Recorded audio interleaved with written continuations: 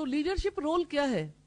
جہاں پر اسے نگران بنایا گیا، لیڈر بنایا گیا، اس نے ان کی جواب دہی کرنی ہے. جیسے قرآن حکیم میں آتا ہے وہ دعا جو اپنے گھر والوں کے لیے ربنا حب لنا من ازواجنا وذریاتنا قرۃ اعین وجعلنا للمتقین اماما. اے ہمارے رب، ہمارے رشتہ ازدواج میں محبت پیدا کر دے اور ہماری ازواج اور ہماری بیویوں کو ہماری آنکھوں کی ٹھنڈک بنا دے اور ہمیں متقیوں کا امام بنا دے. یعنی لیڈرشپ رول پلے کرنے کے لیے دعا کیا ہے کہ یا اللہ جس گلے کا آپ مجھے گلہ بان بنا رہے ہیں وہ سارے متقی ہو جائیں، کہ میں فاجروں پر نگران نہ بنوں، کافروں پر نگران نہ بنوں، متقیوں پر نگران بنوں. تو انبیاء نے بھی گلہ بانی کی، اور دعوت اللہ کا کام گلہ بانی کا کام ہے. کلکم رائن، ہر ایک تم میں سے چرواہا ہے. ہر ایک. سوچے، مرد اپنے گھر والوں پر نگران ہے، بیوی اپنے شوہر کے مال اور بچوں پر نگران ہے، عورت اس سے اس بارے میں سوال کیا جائے گا. اور سوچیں اگر ایک گھر میں غلام ہے تو وہ اپنے مالک کے مال پر نگران ہے، وہ بھی لیڈر ہے، اس کی کسٹڈی میں بھی جو کچھ ہے اس کے بارے میں اسے جواب دہی کرنی ہے. کلکم رائن آپشنل نہیں ہے، کلکم، تم سب، کوئی آپشن نہیں، no exceptional case, every one is a leader. ہر کسی کو لیڈرشپ رول پلے کرنا ہے، ہر کسی کو دعوت اللہ کا کام کرنا ہے، وہ جہاں بھی ہو، جتنا اللہ تعالیٰ موقع دیتے پوری حیات میں. اب دعوت اللہ کا کام کرتے ہوئے دائی کیا کرتا ہے؟ اللہ تعالیٰ کی طرف بلاتا ہے، وہ اللہ تعالیٰ کی پہچان دلواتا ہے، وہ زندگی کا مقصد سمجھاتا ہے. جب دائی اللہ یہ کام کرتا ہے تو اگر کسی کے قلب کے اندر، اب یہ سپورٹ ہے نا، اب کسی کے دل کے اندر نیکی خیر کو کال مل گئی، یعنی لاجک جو ہے وہ ایسی ہوئی کہ ایک ہارمنی ہو گئی، وہ اندر سے خیر ابھر آئی، تھوڑی بھی ابھر سکتی ہے. اگر کسی نے اس طریقے سے کال دی ہے کہ اندر سے خیر ابھر آئی ہے، تو اس کا مطلب یہ ہے کہ اب وہ شخص نیکی کے راستے پر آ سکتا ہے. دیکھیں، یہ قلب کی زمین سے جو چیز نکالی ہے وہ کیا ہے؟ چھوٹی سی کمپل ایمان کی کمپل ہے نا. اب جو بیج اگا ہے، ایمان کا بیج، اگاؤ کی صلاحیت تو تھی نا، تھوڑی یا زیادہ. اب اگر وہ اگا ہے تو اسے بے یارو مددگار نہیں چھوڑنا، کہ ایک مرتبہ کسی کو کوئی بات بتائی، اس کے بعد بھول کر بھی کبھی سوچا نہیں کہ اس کو دوسری دفعہ پھر کال دینی ہے، پھر اسے رب کی طرف بلانا ہے. اگر کسی کے دل سے کمپل پھوٹی ہے تو کلکم رائن وکلکم مسئول عن رعیتہ. اب اس کی نگہبانی کرنا اس کا کام ہے جس نے کال دی ہے، کیونکہ اللہ پاک نے تو سوال کرنا ہے، اور یہ فریضہ ہے جو اس نے ادا کیا، کرنا بھی ضرور ہے. نگرانی کرنی ہے. نگرانی کیسے کرے گا ایک دائی؟ اس کو اللہ تعالیٰ کی ذات پر یقین دلانے کے لیے اور زیادہ دلائل کی غذا دے گا، سمجھائے گا، اور رب کے سامنے اکاؤنٹیبلٹی کے احساس اور اس کے یقین تک اسے لے کر آئے گا. پہلی بات تو رب کی ذات پر یقین ہے نا، اور اس یقین کے ساتھ سارے یقین کے ایمان کے سلسلے جڑے ہوئے. اور دوسری بڑی بات یہ ہے کہ یو آر اکاؤنٹیبل، آپ اللہ تعالی کے آگے جواب دہ ہو. آپ کو اپنی زندگی کے ہر پہلو کا جواب دینا. آپ کیا سوچتے ہو، کیا دیکھتے ہو، کیا کھاتے ہو، کیا سنتے ہو، کیا بولتے ہو، کیا کرتے ہو، ہر چیز کا جواب دینا. اب یہ جو یقین ہے نا کہ میں اللہ کے آگے جواب دہ ہوں، بندے کو ایک اور دنیا میں لے آتا ہے. وہ رہتا اسی دنیا میں ہے، لیکن اس دنیا میں رہتے ہوئے ہر بار اس کے اندر سے وہی خیر ابھرتی ہے اور اسے یقین دلاتی ہے کہ یو آر انڈر آبزرویشن، آپ نگرانی میں ہو، آپ کو دیکھا جا رہا ہے، جو دیکھا جا رہا ہے اس کا حساب ہونا ہے. یہ ہے دعوت اللہ، دعوت اللہ کے اثرات جو قلب کی زمین پر مرتب ہوتے ہیں. اگر کوئی دعوت کے عمل میں جس کو وہ دعوت دیتا مدعو کو ایسی پوزیشن پر لے آتا ہے کہ وہ اپنے آپ کو اللہ کے آگے جواب دہ سمجھنے لگے اور زندگی کے ہر لمحے میں اکاؤنٹیبلٹی کا احساس اس سے گم نہیں ہوتا، تو اس کا مطلب یہ ہے کہ اس نے دعوت کے عمل میں ایک شخص کو اپنے برابر کھڑا کر لیا. اب وہ بھی داعی اللہ بن سکتا ہے، اب وہ بھی لوگوں تک اس پیغام کو پہنچا سکتا ہے. تو بنیادی طور پر اگر آپ دیکھیں تو داعی اللہ ایک کاشتکار ہے. وہ نیکیاں بوتا ہے نا، اندر کال دیتا ہے، لیکن عجیب بات ہے جس وقت وہ کوئی نیکی بونا چاہتا ہے نا، اس کے ساتھ ساتھ باہر سے کال دینے والے شیاطین اور انسان ایسے ہوتے ہیں جو برائی کی کال دیتے ہیں. جب وہ برائی کی کال دیتے ہیں تو اندر سے برائی ابھر سکتی ہے. اب کالز تو جا رہی ہیں نا اندر، اور میڈیا اور سوشل میڈیا وار میں ہر چیز اندر جا رہی ہے. اور آپ دیکھیں کہ انسانوں کا یہ حال ہو گیا، 3 سیکنڈ سے زیادہ کہیں فوکس نہیں کر پاتے، کیونکہ ہر 3 سیکنڈ کے اندر اندر اس کے سامنے کوئی نہ کوئی پوسٹ آ جاتی ہے. تو جہاں 3 سیکنڈز بھی کسی کا فوکس ایک چیز پہ نہ رہ سکتا ہو، کتنی مشقت ہو گئی داعی اللہ کے لیے کہ وہ فوکس آف اٹینشن بدل دے. ابلیس کی دعوت، شیاطین کی دعوت، شر کی دعوت کے لیے کتنا بڑا ٹول بن گیا نا سوشل میڈیا. 3 سیکنڈز میں آپ کے پاس کتنا ٹائم ہے کہ آپ کسی کو خیر کی دعوت دے سکو؟ کتنا کم ٹائم رہ گیا نا. یعنی 3 سیکنڈز کا گیپ آئے گا تو آپ نے وہ گیپ بھی تلاش کرنا ہے، اس گیپ میں بھی کسی کے پاس کچھ نہ کچھ بھیجیں، کسی نہ کسی طرح سے اس کی اٹینشن کو کیپچر کر لیں. بہت مشکل ہو گیا نا گھروں میں، گھر سے باہر، کیونکہ ہر وقت انگوٹھے بزی ہیں، انگلیاں بزی ہیں. ہاں یہ پورے گواہ تو بنے گی، لیکن اب دیکھیں کہ برائی کی کال دینے والے ابلیس اور اس کے ایجنٹس نے برائی کے مشن کو پھیلانے کا حق ادا کر دیا. محنت کی ہے انہوں نے، اس قدر شدید محنت کی ہے کہ آج 6 ارب انسانوں میں سے اکثر کا برین ان کے کنٹرول میں.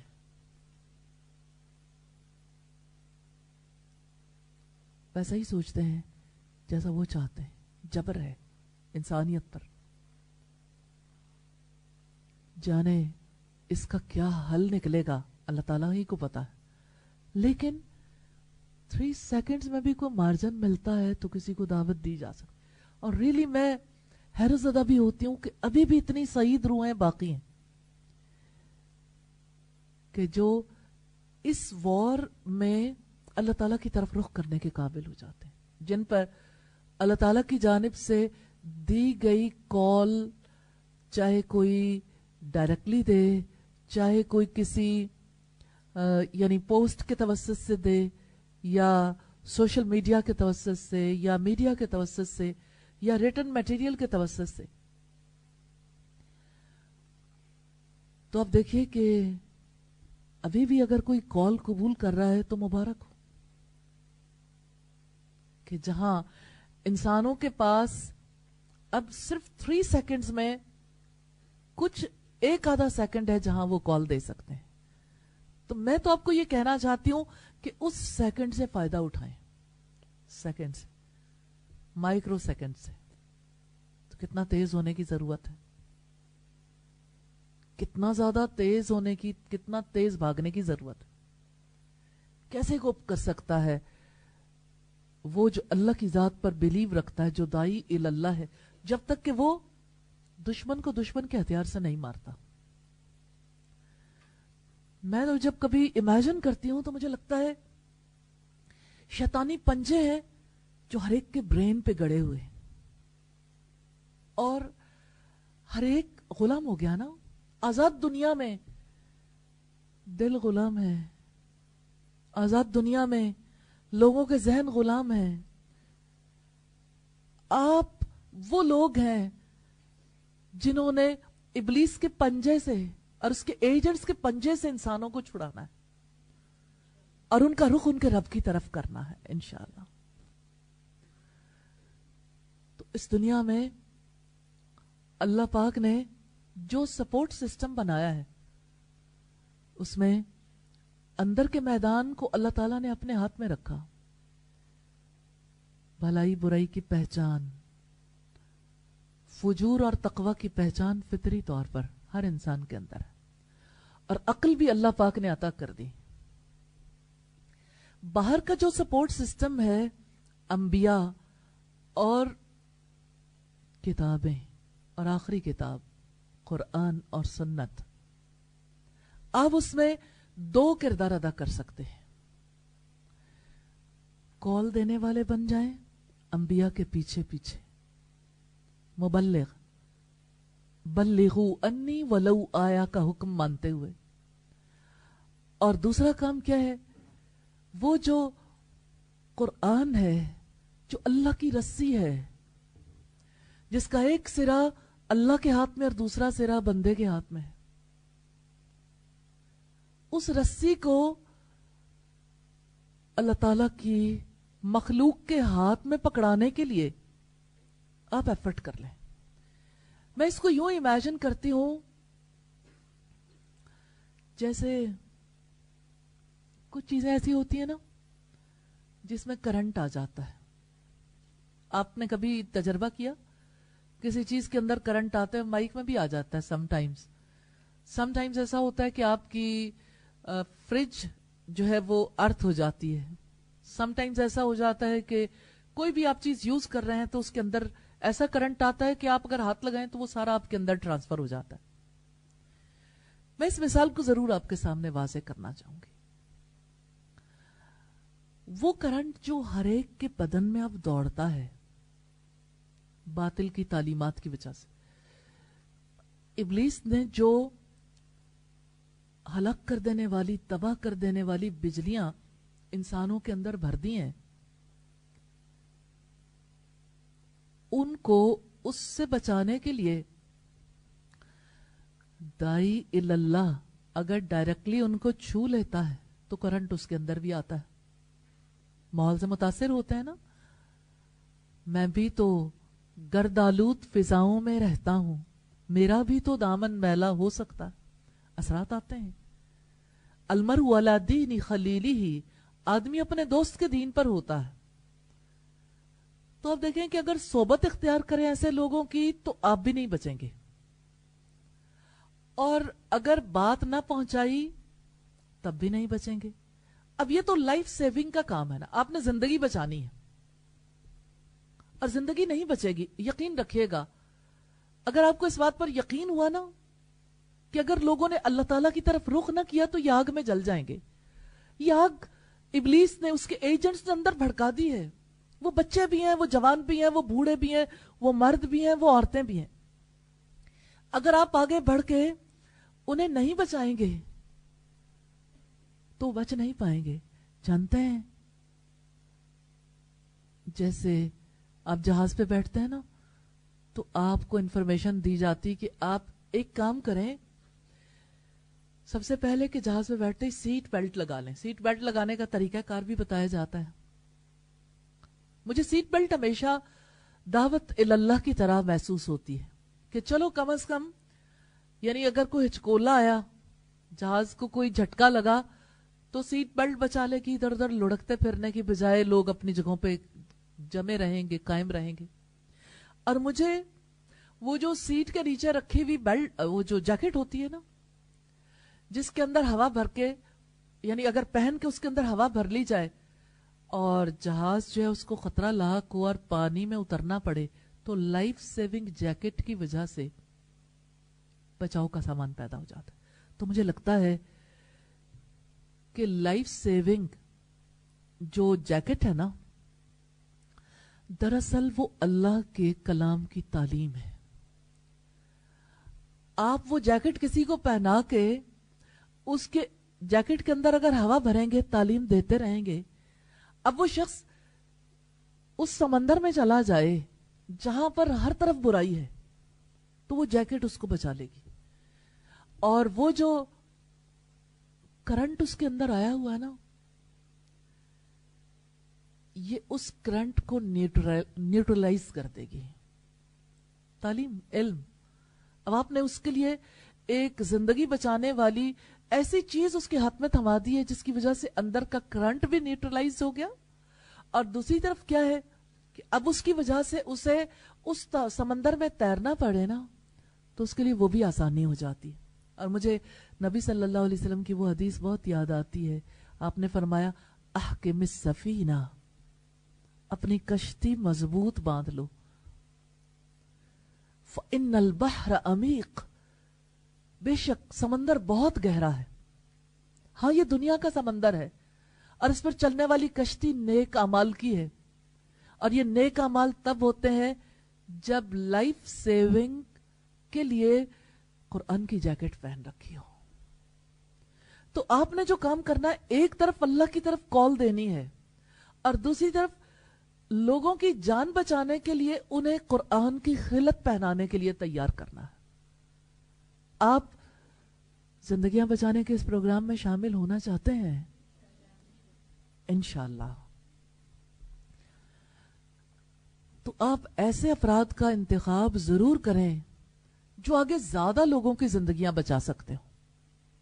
دیکھیں، ہر پروسیس کسی خاص طریقے سے زیادہ کامیاب ہو سکتا ہے. اگر ابتدا میں، اب دیکھیں، ابتدا میں آپ ایسے لوگوں کا انتخاب کرتے ہیں جن کی ای سی جی رپورٹ ٹھیک نہیں ہے، ان کے ہارٹ کی مسنگز بہت آتی ہیں، تو اس کی وجہ سے کیا ہوگا؟ یعنی کیا وہ اپنی جان بچائے گا؟ ابھی تو اسے خود بہت میڈیسن کھانے کی ضرورت ہے، اس کا دل ہی خراب ہے، اس کا دل خطرے میں ہے نا، بیمار ہے. تو آپ اگر ہارٹ پیشنٹس کو پہلے نمبر پر دعوت دیں گے، دعوت تو ضرور دیں، لیکن ہارٹ پیشنٹس جو ہیں وہ پہاڑ کی چڑھائی نہیں چڑھ سکتے. تو آپ ایسے افراد کا انتخاب کریں جو مشکل راستہ اختیار کر سکتے ہیں، اوپر کی چڑھائی چڑھ سکیں. انٹلیکچوئلز پر کام کریں، ذہین لوگوں پر، تعلیم یافتہ افراد پر کام کریں جو بہتر انداز سے اس چڑھائی پر چڑھ کے لوگوں کو اپنے ساتھ لے جا کے اللہ رب العزت سے تعلق جوڑ سکیں. تو یہ مشکل گھاٹی تو ہے. اس مشکل گھاٹی کو عبور کرنا تب ممکن ہے جب آپ اپنا تعلق اپنے رب سے مضبوط کر لیں. اور جانتے ہیں اس وقت تک مضبوط نہیں ہو سکتا جب تک آپ مال اللہ کے راستے میں نہ نکالیں اور انسانوں پر رحم نہ کھائیں. کیا آپ جانتے ہیں مشکل گھاٹی کون سی ہے؟ کسی گردن کو چھڑانا. ریلی مجھے تو یوں لگتا ہے ساری گردنیں آج غلام ہے نا. آپ کو نہیں فیل ہوتا کہ سب کے برین کیپچر ہے؟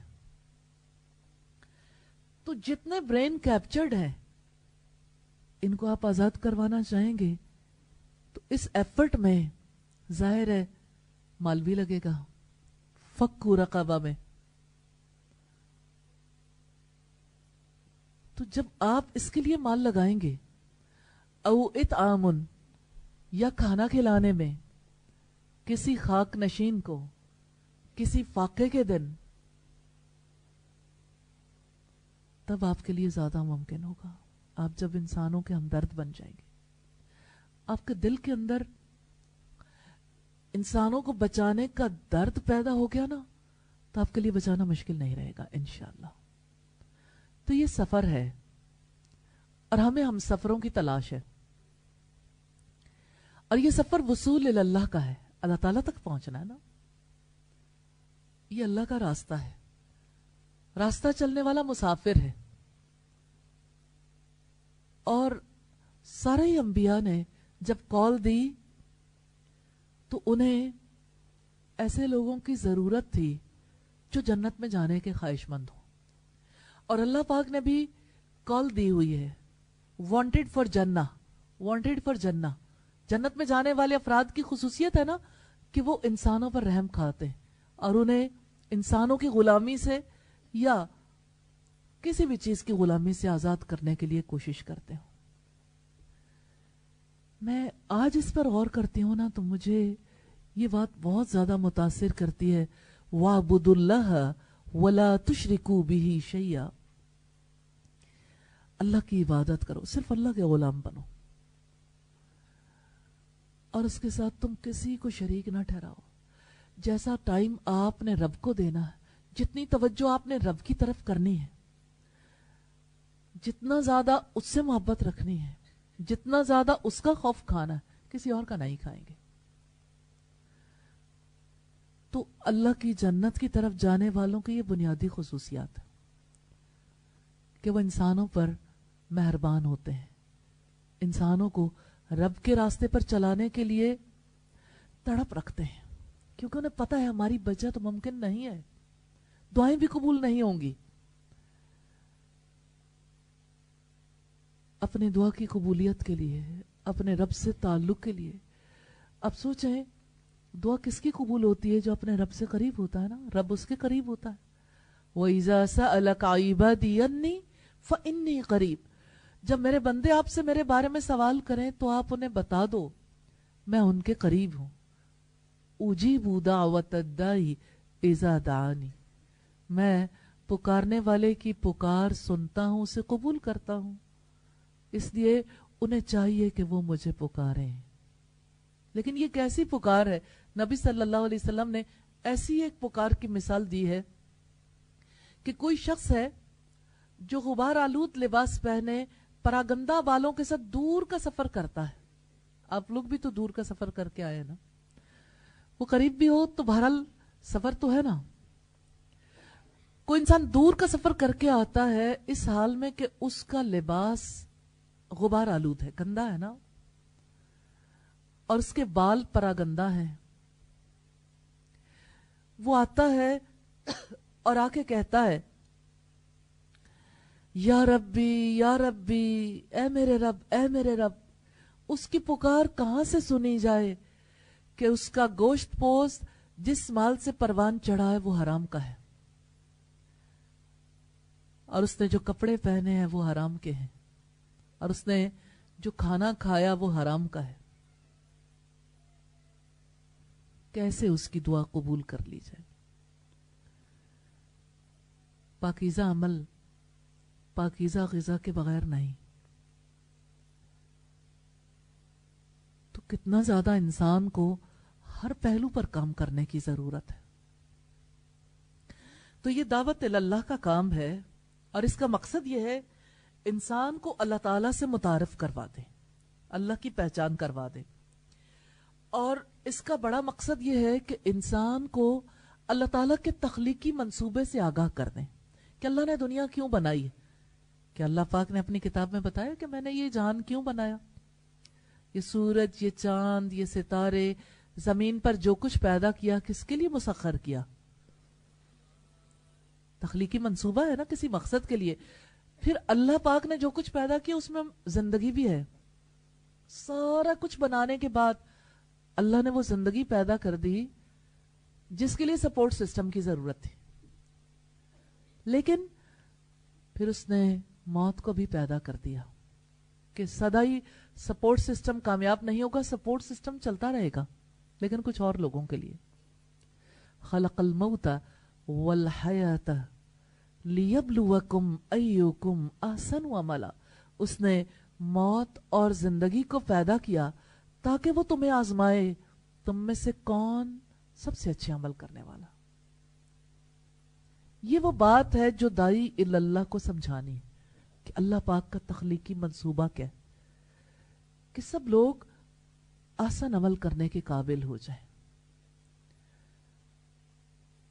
تو کب قابل ہوں گے؟ جب وہ جس کے لیے عمل کرنا ہے نا، جس کے حکم کو ماننا ہے، اس کو پہچان جائے. اس کے بغیر وہ آسان عمل کرنے کے قابل نہیں ہو سکتے. اور اس کے لیے ضرورت ہے کہ اللہ تعالیٰ کے ساتھ بندے کے تعلق کو واضح کیا جائے کہ وہ خالق ہے اور میں مخلوق، وہ رازق ہے اور ہم مرزوق، وہ مالک ہے اور ہم مملوک، وہ رحم کرتا ہے اور ہمیں رحم کی ضرورت ہے، وہ رزق دیتا ہے اور ہمیں رزق کی ضرورت ہے، ہم محتاج ہیں، وہ غنی اور ہم فقیر ہے. یہ ہمارا اور اس کا تعلق. وہ دیتا ہے اور ہم لیتے ہیں، ہم محتاج ہیں اور اسے کسی کی ضرورت نہیں. دائی اللہ کو یہ تعلق ہے جو مدعو پر واضح کرنا ہے. یہ دعوت اللہ کا کام ہے. یہ کام ہے جس کو آپ نے سیکھنا ہے، جس پر یقین کرنا ہے، اور اس یقین کو آپ نے ٹرانسفر کرنا ہے انشاءاللہ تعالی.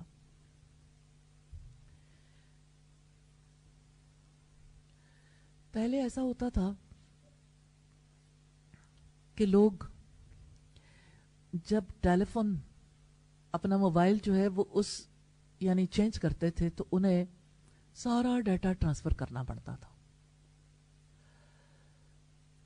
اور اس میں بہت یعنی جتنا کسی کا ہیوی ڈیٹا ہے اس میں بہت ٹائم بھی لگ جاتا ہے، پھر بھی کہیں نہ کہیں کوئی چیز ویسٹ ہونے کا اندیشہ ہوتا ہے، تو بہت سارا وقت اس کے اوپر لگ جاتا تھا.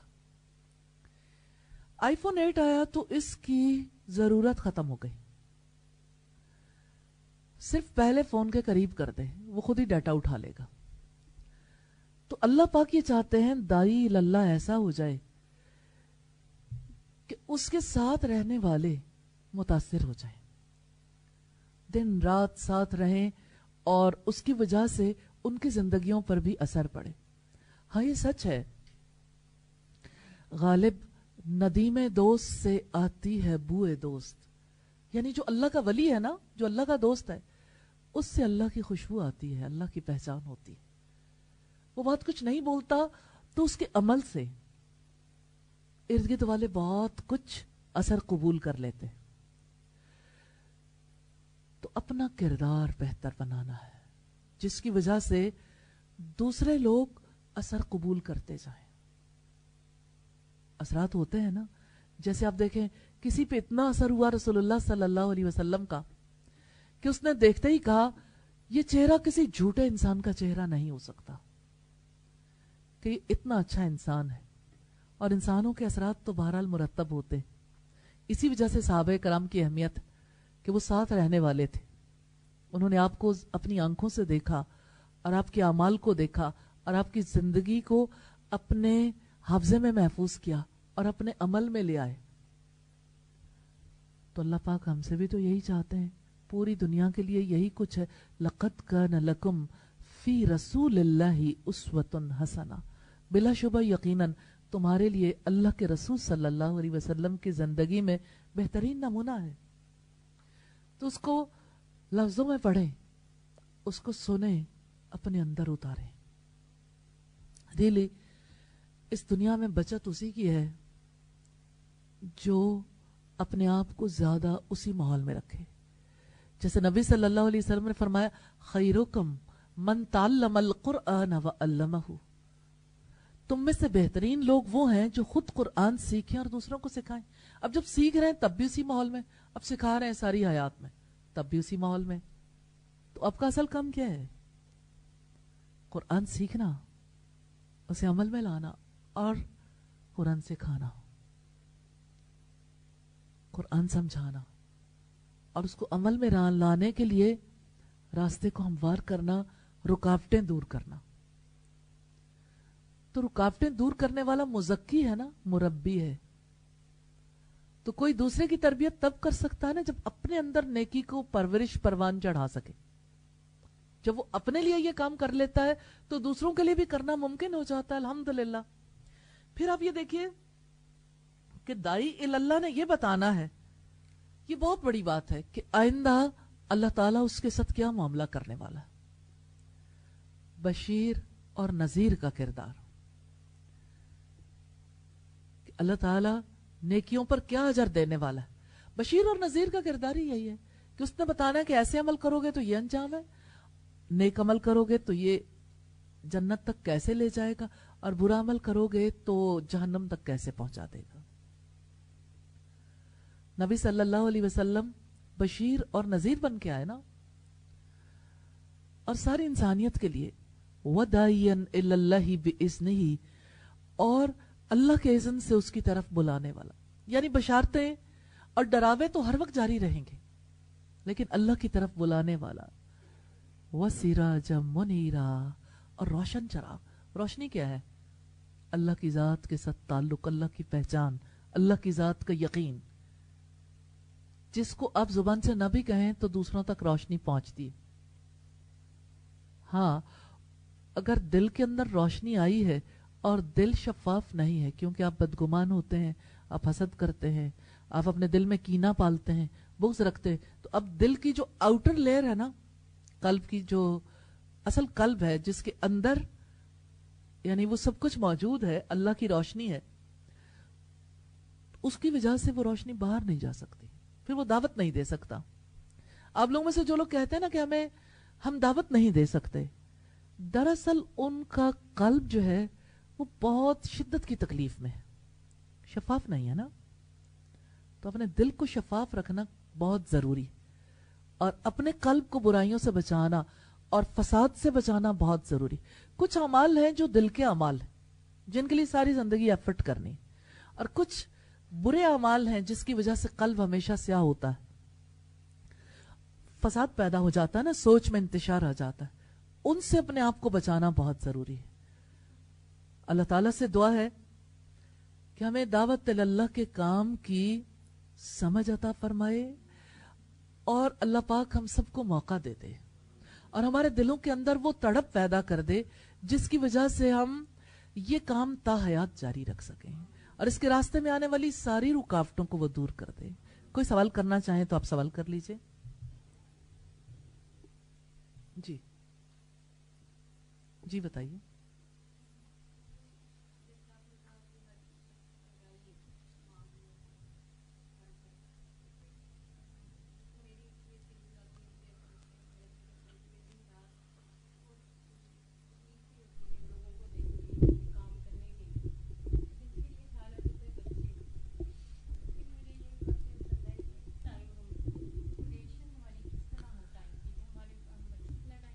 ماں کا کام تو بہت بڑے گلہ بان کا کام ہے۔ آپ اس کے لیے ہمیشہ ایک چرواہے کو ذہن میں رکھیں۔